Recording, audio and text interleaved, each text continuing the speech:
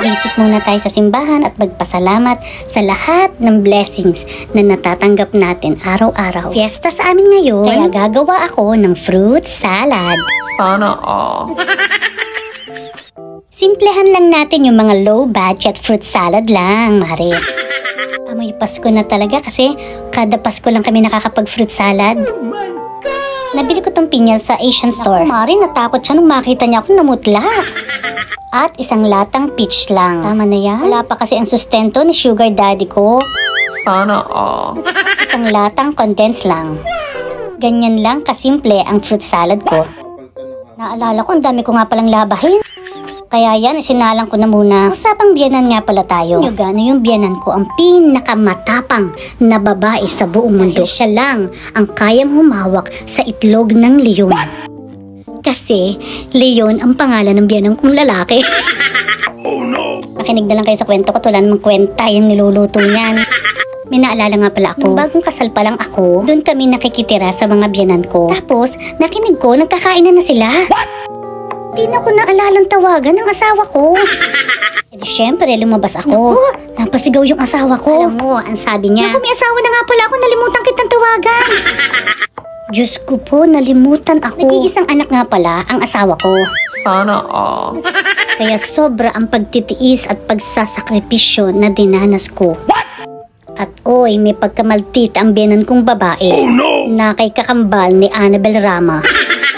Lahat ng kilos ko, nakamata siya.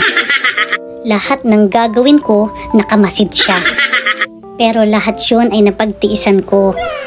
At may mga bagay na kaya mong tiisin dahil sa pagmamahal mo sa isang tao. Lalo na yung pinipilit mong gawin ang mga bagay na hindi mo nakasanayang gawin. Yung hahayinan mo pa pala kapag kakain na. Oh no! Siyempre, prinsipe kasi siya.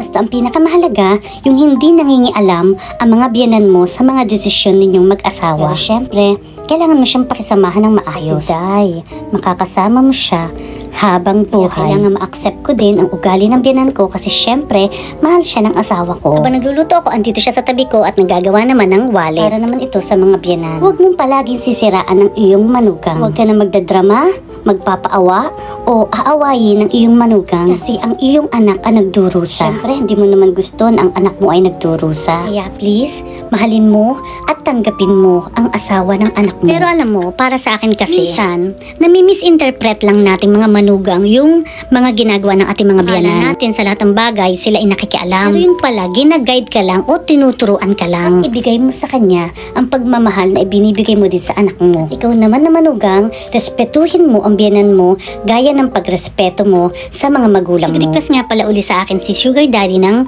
chicken hamonado. Lang siya ng asin, asukal na pula, paminta. Tapos yung ganyan, i-massage mo lang. Babad mo lang siya ng 30 minutes. Ito ang lagi niluluto ng biyanan ko. Napakasarap sa feeling na meron kang mabait na mga biyanan. Kaya dapat magpakabait ka din. Sabi nga ng pinsan ng asawa ko, pwede na daw akong ipagpagawa ng isang rebulto dahil tumagal ako ng almost 20 years na kapisan ng aking biyanan. Please, mahalin nyo ang mahal ng anak nyo. Para tahimik ang planetang Earth. Ito ang tatandaan mo. Ibibigay din sa atin ni Lord ang ating mga inihiling sa tamang oras at sa tamang panahon. Tiis lang tayo, magsakripisyo at magdasal. Malungkot ka man ngayon, promise, bukas masaya ka na. Siya, bukas na uli. Thanks for watching. Ciao, ciao. God bless.